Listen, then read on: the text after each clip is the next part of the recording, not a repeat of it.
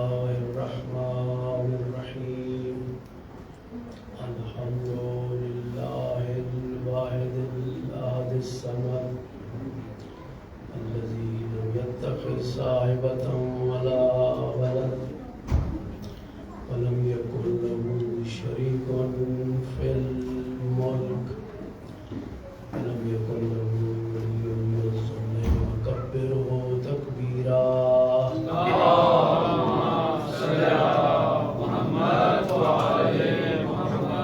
الصلاة والسلام على سيدنا ونبينا وطبيب قلوبنا وشفيع ذنوبنا أبي الزهراء محمد المصطفى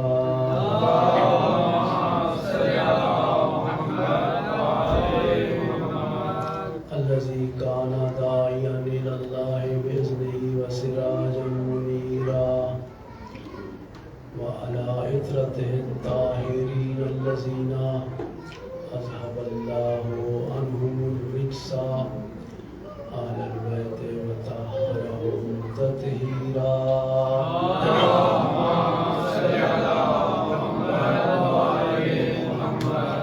لا سيما إمامنا المنتظر والحجة الثاني عشر روحي وأرواح العالمين له الفداء. اللهم اشرح لي صدري ويسر لي أمري واحلل عقدة من لساني يفقهوا قولي واجعل لي من لدنك سلطانا نصيرا.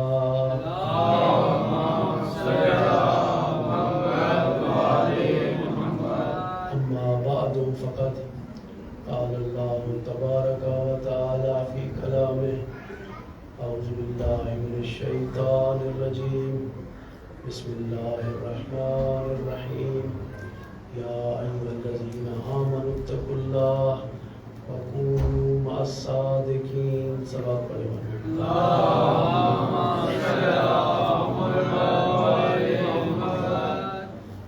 دوستو، بزرگوں، بھائیوں، میں نے آپ کے سامنے اللہ تبارک و تعالی کے پاک کلام میں سے ایک آیہ مجیدہ کی تلاوت کی ہے، جس کے اندر خالق کے کائنات یہ ارشاد فرما رہا ہے کہ اے مومنو، اے صاحبان ایمان لوگو، اتقوا اللہ، اللہ کے فرمان کی نافرمانی کرنے سے ڈرو، اللہ کے حکم کو نہ ماننے سے ڈرو، اور وَقُولُوا مَعَ الصَّادِقِينَ، سچوں کے ساتھ ہو جاؤ.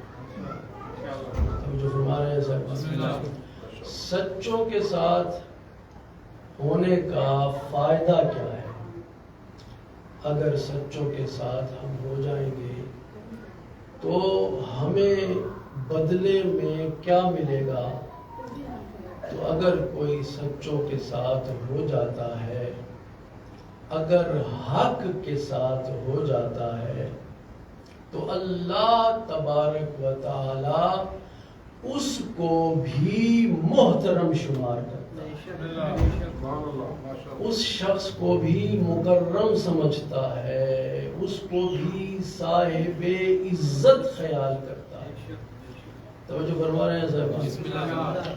دیکھیے، اللہ تبارک و تعالی کی نظر میں اگر کسی نے صاحب عزت ہونا ہے، صاحب تکریم و احترام ہونا ہے، معزز بننا ہے، تو اس کا طریقہ کار یہ ہے کہ وہ انسان حق کا ساتھ دے، حق بولے، حق سنے اور حق کہے.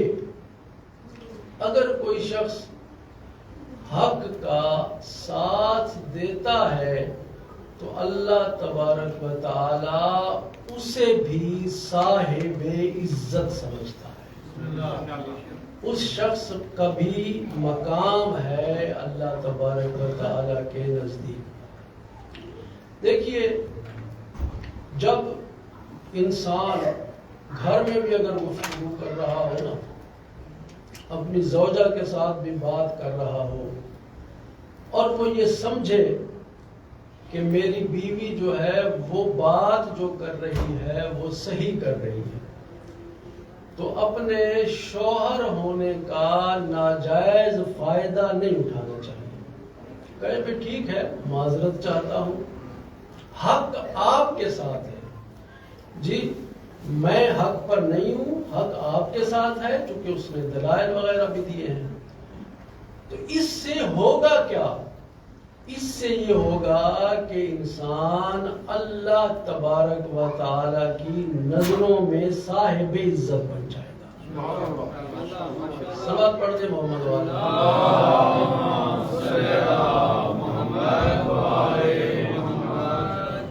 دیکھیے، جو شخص بھی حق کا ساتھ دیتا ہے نا، وہ عظیم بن جاتا ہے، اور جو حق کا ساتھ نہ دے، حق کو چھوڑ دے، تو وہ اور کچھ بنے یا نہ بنے، ابو جہل ضرور بن جاتا ہے۔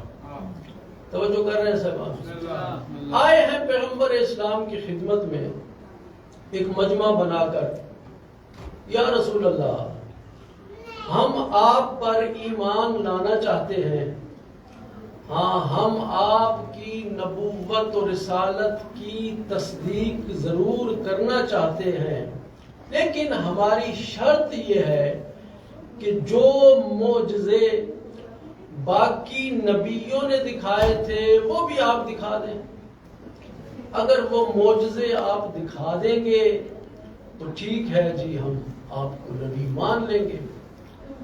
تو کہا پہلا معجزہ ہمیں یہ دکھائیں، وہ جو درخت دور کھڑا ہے نا، اس سے کہیں کہ ہمارے نزدیک آ جائے۔ رسول اللہ نے اشارہ کیا، درخت نزدیک آ گیا۔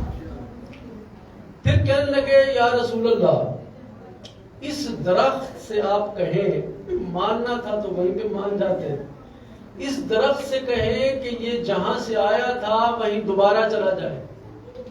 پیغمبر نے اشارہ کیا، وہ دوبارہ چلا گیا اپنے مقام پر۔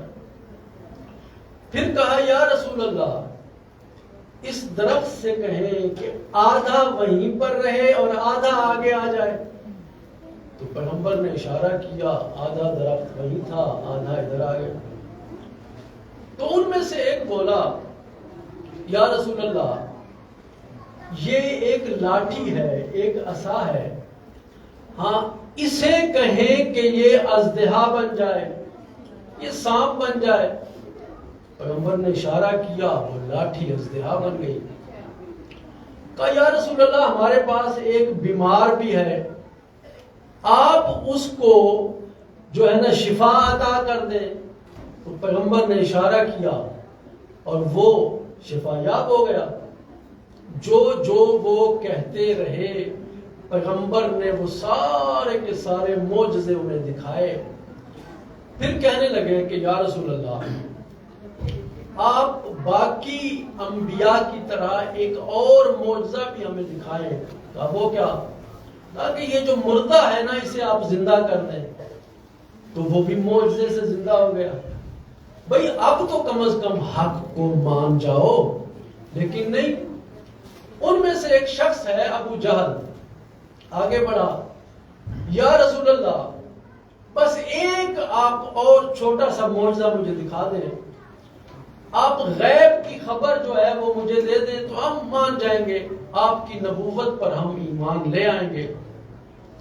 تو پیغمبر نے فرمایا تو کیا چاہتا ہے؟ کہنے لگا کہ یا رسول اللہ، آپ مجھے یہ بتائیں کہ گھر میں اپنی زوجہ سے کیا بات کر کے آیا ہوں۔ پیغمبر نے یہ فرمایا کہ تو نے اپنی بیوی کو 300 جو اس زمانے کی کرنسی تھی وہ تو نے دی ہے، اور تو نے بیوی سے یہ کہا ہے کہ فلاں فلاں چیز لے کے آج پکا لینا۔ تو اب وہ شخص اتنا متعجب ہوا، اتنے تعجب کے ساتھ وہ کہتا ہے انک لساحر، آپ تو کوئی جادوگر ہیں۔ بجائے اس کے کہ یہ سارے معجزے دیکھ کر وہ ایمان لاتا، وہ پیغمبر پر تہمت لگا رہا ہے جی۔ تو ایسا شخص جو ساری حقیقت کو دیکھتے ہوئے بھی حق کا ساتھ نہیں دیتا، وہ کچھ اور بنے یا نہ بنے ابو جہل ضرور بن جاتا ہے۔ صلوات پڑھ دیں محمد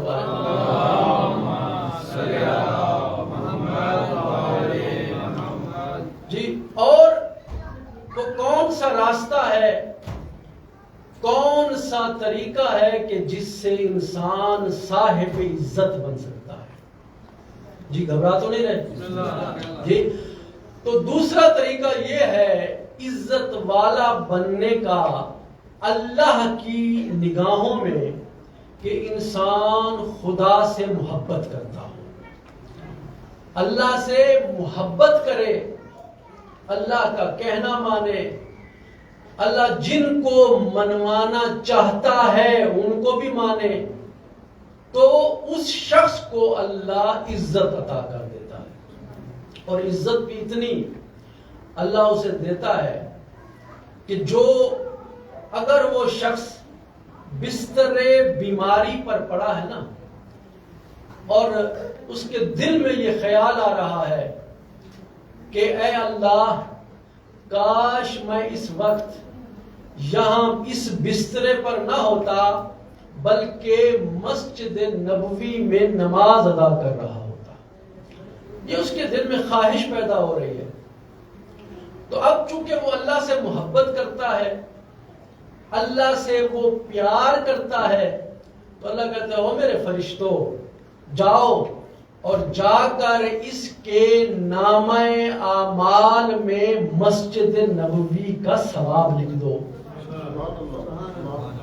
تو فرشتے کہتے ہیں بار الہا یہ تو اپنے بسترے پر پڑا ہے، اس نے تو بڑی ٹوٹی پھوٹی نماز پڑھی ہے، سو کے لیٹ کے نماز پڑھ رہا تھا، اور آپ اسے اتنا ثواب دینا چاہتے ہیں۔ ہاں تو اس وقت پروردگار عالم کی آواز آئے گی، دیکھو جو مجھ سے محبت کرتا ہے میں اس کی نیتوں کا بھی ثواب اسے عطا کر دوں گا۔ دیکھیے یہ وہ راستے ہیں جن کے ذریعے سے انسان صاحب عزت بن سکتا ہے، اور صاحب عزت لوگوں کی نگاہ میں بے شک معزز نہ ہو، لیکن اللہ کی نگاہ میں جس شخص کی عزت ہوگی نا تو لوگ بھی اس کی عزت کریں گے۔ صلوات پڑھ دیں محمد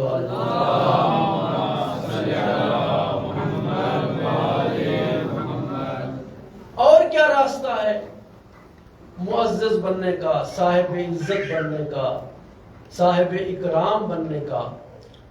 اور راستہ ہے اہل بیت کی محبت۔ اگر اہل بیت کی محبت انسان کے دل میں پیدا ہو جائے نا تو اللہ اسے اتنی عزت دیتا ہے، اتنی عزت دیتا ہے کہ لوگ حیران رہ جاتے ہیں۔ عزت دیکھیے، ہاں ایک بی بی ہے جو جناب سیدہ کی کنیز تھی، جا رہی ہے مکے کی طرف، راستے میں سواری جو ہے وہ مر جاتی ہے، سواری مر گئی، اس بی بی پر پیاس کا اتنا غلبہ آیا، اتنا غلبہ آیا کہ گویا اب یہ بی بی بھی اس دنیا سے جانے لگی ہے۔ تو اس عالم میں کیا کیا؟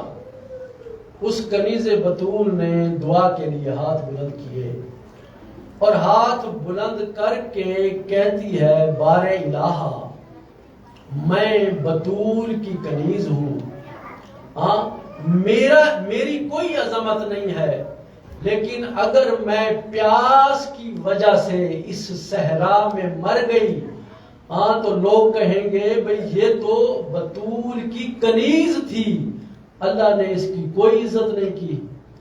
ہاں جب یہ کہا تو اس وقت آسمان سے ایک جام اتارا گیا، اس بی بی نے وہ پانی نوش کیا، پانی پیا، اور تاریخ بتاتی ہے 7 سال تک کبھی اس بی بی کو پیاس محسوس نہیں ہوئی۔ بلکہ کچھ علماء نے تو یہ کہا ہے کہ ساری زندگی یہ بی بی کبھی پیاسی نہیں ہوئی۔ کیوں؟ اس لیے کہ اہل بیت سے یہ حقیقی محبت کرنے والی تھی، اور اس کا ارتباط تھا، اتصال تھا اہل بیت کے ساتھ۔ اور جب کوئی اہل بیت سے اس انداز میں مل جائے نا، ان کی کہی ہوئی باتوں پر عمل کر لے، تو اہل بیت کی وجہ سے یہ بھی صاحب عظمت ہو جاتے ہیں۔ صلوات پڑھ دیں محمد والے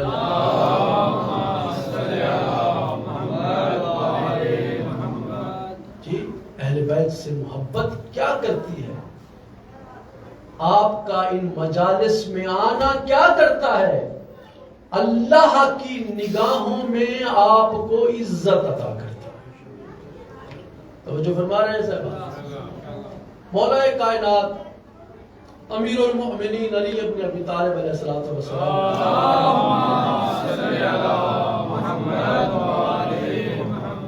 تشریف فرما تھے، اپنے گھر کی چھت پر بیٹھے ہوئے تھے، اور سامنے جو ہے نا ایک طبق رکھا ہوا تھا کھجوروں کا۔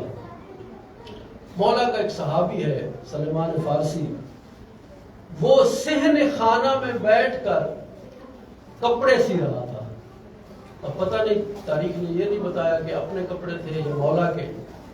بہرحال مولا نے ایک کھجور تناول فرمائی، اور اس کھجور کی گٹھلی جو ہے وہ سلیمان کے سر پہ ماری۔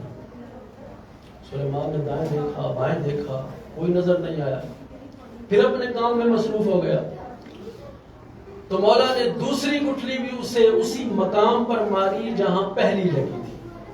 اب تھوڑا سا پریشان ہوا، تو نشانہ ماشاءاللہ اتنا زبردست ہے کہ وہیں پہ لگی جہاں پہلی لگی تھی۔ تھوڑا سا پریشان ہوا، لیکن جب تیسری گٹھلی سلیمان کے سر پہ بالکل اسی مقام پر لگی تھی جہاں پہلی اور دوسری لگی تھی، تو اب اس نے ادھر ادھر نہیں دیکھا، بلکہ مسکرا کے کہتا ہے، یا علی، آپ بزرگوں سے مذاق فرما رہے ہیں۔ جب یہ کہا نا بزرگوں سے مذاق فرما رہے ہیں، تو اس وقت سلیمان کی عمر جو ہے وہ 300 سال سے بھی زیادہ تھی، اور مولا کائنات اس وقت 27 سال کے تھے۔ جب یہ سنا تو مولا چھت سے نیچے اترے، اور اتر کے کہتے ہیں، اے سلیمان، تو اپنے آپ کو بڑا سمجھتا ہے، اپنے آپ کو بزرگ سمجھتا ہے، وَرَأَيْتَنِي صَغِيرًا، مجھے چھوٹا سمجھ رہا ہے، صرف 27 سال عمر دیکھ رہا ہے۔ اَنَّسِيتَ دَشْتَ أَرْجَنَ، کیا وہ ارجن والا معاملہ بھول گیا ہے تو؟ صلوات پڑھ دیں بہت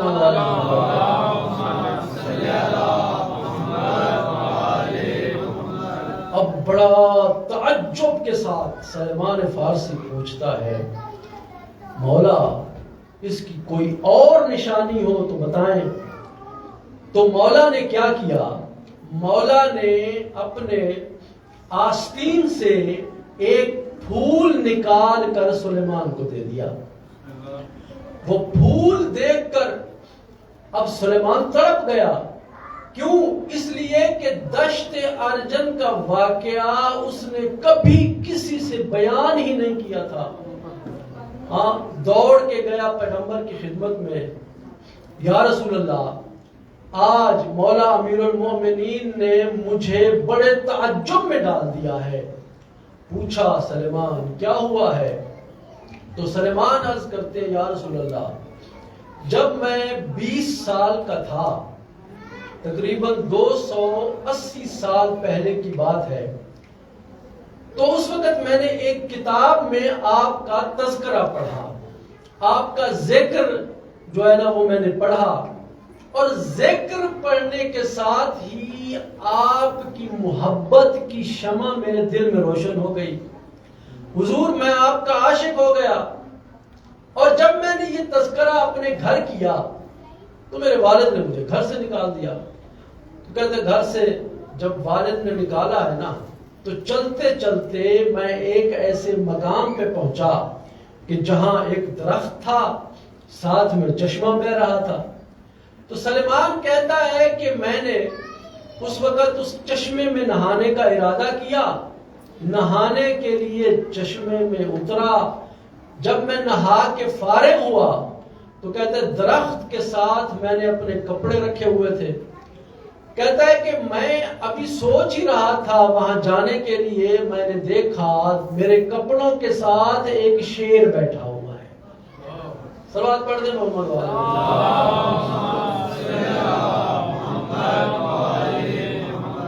جی۔ شیر بھی کوئی یہ چڑیا گھر کا سدھایا ہوا شیر نہیں تھا، جنگل کا وحشی سے شیر۔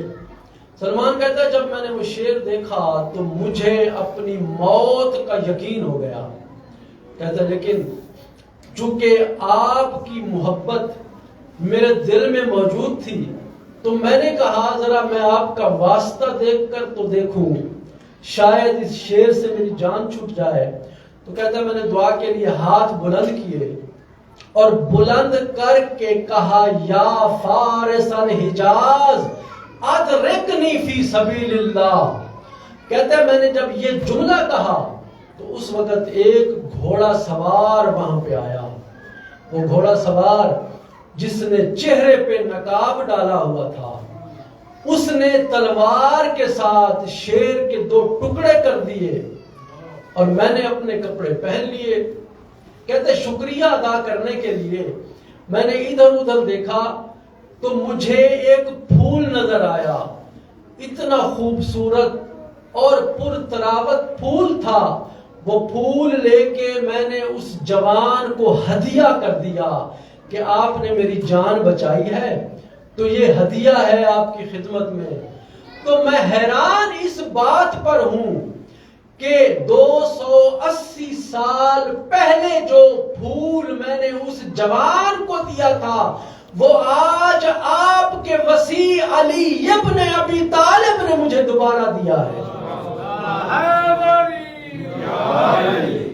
جب یہ کہا تو حضور فرماتے ہیں سلیمان تو کیا جانے میرے علی کو کہ اس کی شان کیا ہے۔ سلیمان یاد رکھو آدم سے لے کر اس دم تک کائنات میں کوئی نبی، کوئی ولی، کوئی وسیع ایسا نہیں کہ جسے مدد کی ضرورت پڑی ہو اور علی نے اس کی مدد نہ کی۔ خشنودی جناب علی مرتضی علیہ السلام بلند کر صلوات۔ اللہم صلی علی محمد۔ بڑی شان ہے ان ہستیوں کی کہ جن ہستیوں کو آپ نے مانا ہے۔ کیوں؟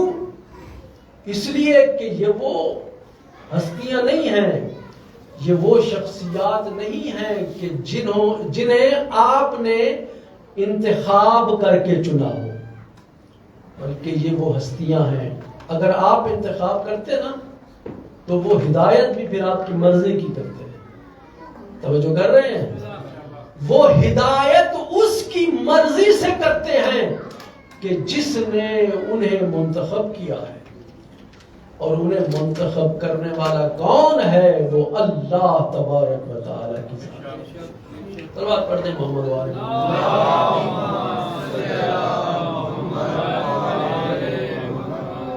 دوستو اگر صاحب عزت ہونا ہے، اگر مکرم و محترم بننا ہے تو پھر یہ عزت اللہ سے طلب کرو، دنیاوی لوگوں سے طلب نہ کرو۔ اور جب اللہ نے عزت دے دی نا تو اس وقت پھر کائنات کا کوئی بندہ ایسا نہیں جو آپ کی عزت پر ہاتھ اٹھا سکے۔ اس لیے کوشش یہ کرنی چاہیے کہ انسان کو یہ نہیں ہے کہ صرف اہل بیت کی شان سن کر، ہاں ان کی شان نہ کوئی بڑھا سکتا ہے نہ کوئی گھٹا سکتا ہے، بلکہ مومن وہ ہے، متدین وہ ہے جو اہل بیت کے ساتھ تمسک کی وجہ سے اپنے اندر فضیلت پیدا کرے، اپنے اندر شان پیدا کرے، ایسی شان پیدا کرے کہ دعا اس کے دل میں ہو اور اللہ تبارک و تعالیٰ اس کو قبول کر لے۔ صلوات پڑھ دیں محمد و علیہ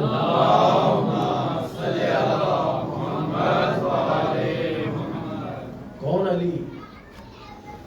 بڑی عظمت اور شان کے مالک علی، وہ علی جن کے لیے نبی یہ کہیں العلی مع الحق والحق مع العلی، علی حق کے ساتھ ہے اور حق علی کے ساتھ ہے۔ ہاں، پھر بھی لوگ یہ پوچھتے تھے مولا حق آپ کے ساتھ ہے یا آپ کے مخالفوں کے ساتھ؟ کیا وجہ تھی؟ وجہ یہ تھی کہ نہ وہ خدا کے ساتھ وصل تھے اور نہ وہ اہل بیت کے ساتھ وصل تھے، اس لیے وہ ان کی عظمت کو سمجھنے سے قاصر تھے۔ جنہوں نے اہل بیت کی عظمت کو سمجھا ہے نا، جو علی کی رفعت و شان کو جانتے ہیں، وہ در علی پر جھکتے ہیں، کسی غیر کے دروازے پر نہیں جھکتے۔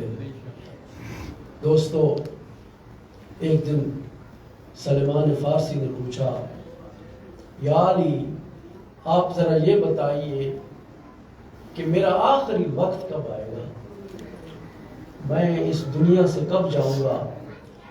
تو اس وقت امیر المومنین نے فرمایا، سلمان تو قبرستان جایا کر اور وہاں جا کر جو صاحبان قبر وہاں مدفون ہیں جا کے ان کو سلام کیا کر، اور سلمان جس دن تجھے تیرے سلام کا جواب مل گیا وہی دن تیری زندگی کا آخری دن ہوگا۔ اب سلمان آتے ہیں قبرستان میں، السلام علیکہ یا اہل لا الہ الا اللہ، اے لا الہ الا اللہ کے ماننے والوں، سلمان فارسی کا سلام قبول ہو۔ کوئی جواب نہیں آیا۔ پھر دوسرے دن، تیسرے دن، کچھ دنوں کے بعد جب جناب سلمان گئے اور کہتے ہیں، اے صاحبان قبر، سلمان کا سلام قبول ہو، تو ایک قبر سے یہ آواز آئی، علیک السلام یا سلمان، اے سلمان میرا بھی سلام ہو تمہیں۔ اب یقین ہو گیا، مدائن والوں سے کہتا ہے، مدائن والوں میرا آخری وقت آ گیا ہے، مجھے اٹھا کے میرے گھر لے چلو، میری رہائش گاہ پر لے چلو۔ اٹھا کے جب لائے ہیں نا گھر میں تو پوچھا، سلمان آپ اتنے وثوق سے یہ کہہ رہے ہیں کہ آپ کا آخری وقت آ گیا ہے، تو آپ کے غسل و کفن کا انتظام کر دیں، آپ کی قبر وغیرہ کا انتظام کر دیں۔ تو سلمان کہتے ہیں، نہیں نہیں، اگر میں اس دنیا سے چلا جاتا ہوں نا تو مجھے غسل و کفن کی ضرورت نہیں ہے، مجھے دفن بھی نہ کرنا، بلکہ ایک چادر میرے اوپر ڈال دینا اور تم سائڈ پہ ہو جانا۔ کہا کیوں؟ کہا اس لیے کہ میرے ساتھ میرے مولا علی کا وعدہ ہے، وہ میرا غسل و کفن کریں گے۔ اب انتقال ہو گیا جناب سلمان کا، ایک چادر انہوں نے ڈال دی، مولا امیر پہنچے ہیں، پہنچ کے انہوں نے غسل و کفن دیا، اپنے مبارک ہاتھوں سے غسل دے کر جنازہ پڑھایا۔ جنازہ پڑھا کے اب سلمان کو قبر میں مولا علی نے نہیں اتارا، بلکہ خود مولا اس کی قبر میں لیٹ گئے اور کہتے ہیں، اے زمین خیال کرنا یہ کوئی معمولی شخص نہیں، یہ علی کی ولا رکھنے والا علی کا غلام سلمان ہے، خبردار اگر اسے کوئی اذیت دی۔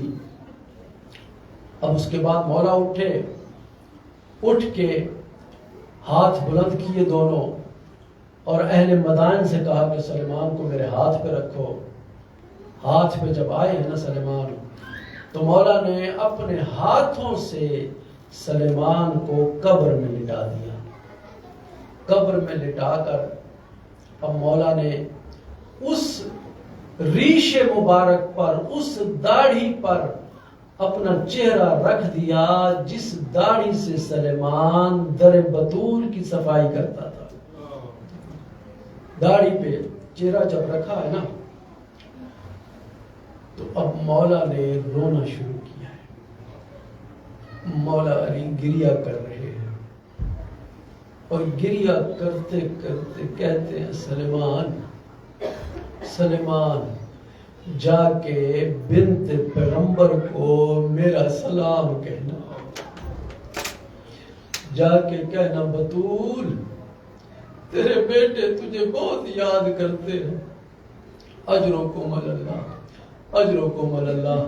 اتنی عظمت اور شان کے مالک تھے میرے مولا علی، لیکن پھر بھی مسلمانوں نے ان کی قدر نہیں کی، پھر بھی مسلمانوں نے ان کی اولاد کے ساتھ کوئی اچھا سلوک نہیں کیا۔ جی، عرب کا وہ شہنشاہ کہ جس کی تلوار کی وجہ سے اسلام پھیلا تھا، جس کی تلوار کی وجہ سے اسلام کا نقشہ بنا تھا، وہ یہ کہہ رہا ہے کہ میرا قاتل کب آئے گا اور کب میری ریش کو میرے خون سے خضاب کرے گا۔ اجرکم اللہ۔ اللہ نے جتنی عظمت دی تھی نا، اتنی ہی بڑی بڑی مصیبتیں بھی آئی ہیں، لیکن ہر مصیبت کو قبول کیا ہے۔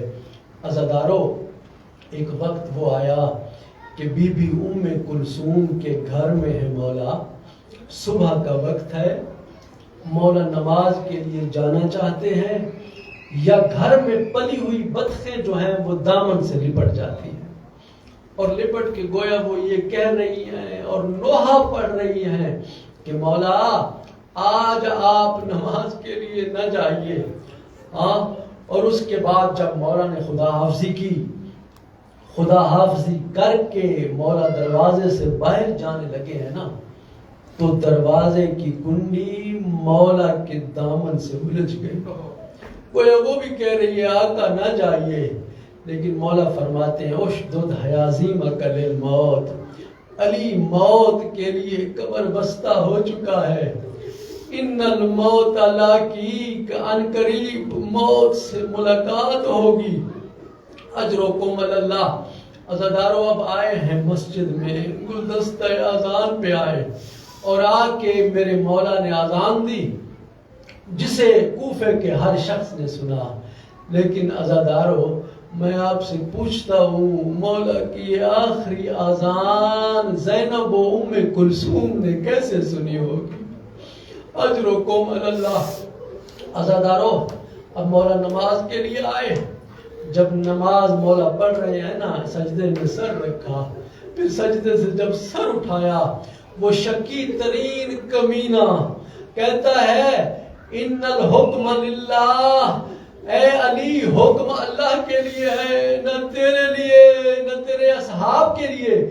یہ کہہ کر اس ظالم نے تلوار کا ایسا وار کیا کہ مولا کا سر شگافتہ ہو گیا۔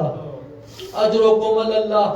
عزادارو، مولا کے لبہائے مقدس سے وہ مقدس جملے نکلے، فزتو برب الکعبہ، رب کعبہ کی قسم علی کامیاب ہو گئے۔ اجرکم اللہ۔ عزادارو، اب مسجد کے دروازے آپس میں ٹکرا رہے ہیں اور جبرائیل زمین اور آسمان کے درمیان پرواز کرتے ہوئے یہ کہہ رہے ہیں کہ آج ہدایت کے ستون گر گئے، آج اسلام کی مضبوط رسی کے بل کھل گئے، آج ابن ام مصطفیٰ شہید ہو گئے، آج مرتضی دنیا سے چلے گئے۔ اجرکم اللہ۔ عزادارو، اس جبرائیل کی آواز کو جب حسن و حسین نے سنا، دوڑتے ہوئے مسجد میں آئے. مسجد میں آ کے دیکھا تو کیا دیکھا کہ مولا مصلی پہ بیٹھے ہوئے ہیں اور اس مسجد کی خاک اٹھا اٹھا کے اپنے سر میں ڈال رہے ہیں اور اس آیت کی تلاوت کر رہے ہیں. منہا خلقناکم وفیہا نعیدکم. عزادارو اب حسین آگے بڑھے اور آگے بڑھ کے کہتے ہیں بابا یہ ظلم کس نے کیا؟ بابا ہمیں یتیم کس نے کیا؟ کہا ابھی گرفتار کر کے لے آئیں گے. عزادارو جب ابن ملجم کو گرفتار کر کے لے آئے ہیں نا تو بڑا گھبرایا ہوا ہے. ہونٹ اس کے خشک ہیں, چہرے کی ہوائیاں اڑی ہوئی ہیں. اس حالت میں جب کائنات کے امیر نے اسے دیکھا تو دیکھ کے کہا یہ جو جام شیر میرے لیے لائے ہو نا یہ میرے قاتل کو پلا دو, اس لیے کہ میرا قاتل بہت پیاسا ہے. اجرکم اللہ. ارے علی تو وہ ہیں جو اپنے قاتل کو بھی شربت پلا رہے ہیں. پھر مولا نے کہا ابن ملجم کیا میں تیرا اچھا امام نہیں ہوں؟ کہا مولا آپ کسی جہنمی کو جہنم میں جانے سے کیسے بچا سکتے ہیں؟ گویا وہ یہ سمجھ رہا ہے کہ اس نے جہنمیوں والا کام کیا ہے. عزادارو اب مولا نے حکم دیا حسن بیٹا تم نماز پڑھاؤ. حسن نے نماز پڑھائی اور مولا نے بیٹھ کے نماز ادا کی. اب بیٹے مولا کو لے کے پہنچے ہیں گھر. جب گھر میں پہنچے اور زینب و ام کلثوم نے بابا کو اس حال میں دیکھا کہ ریش مبارک سرخ ہو چکی ہے, سر شگافتہ ہو چکا ہے. بی بی آواز دے کے کہتی ہے واہ محمد والیا. عزادارو جب بیویوں کے رونے کی آواز بلند ہوئی تو اس وقت دروازے پہ جو صحابی کھڑے تھے انہوں نے بھی رونا شروع کر دیا, انہوں نے بھی گریا شروع کر دیا. عزادارو جب صحابیوں کے رونے کی آواز مولا کے کانوں میں پڑی, حسن بیٹا میرے صحابیوں سے کہو چلے جائیں. اجرکم اللہ, اجرکم اللہ. عزادارو میں کہوں گا مولا جن بیٹیوں کی آواز صحابیوں کے کانوں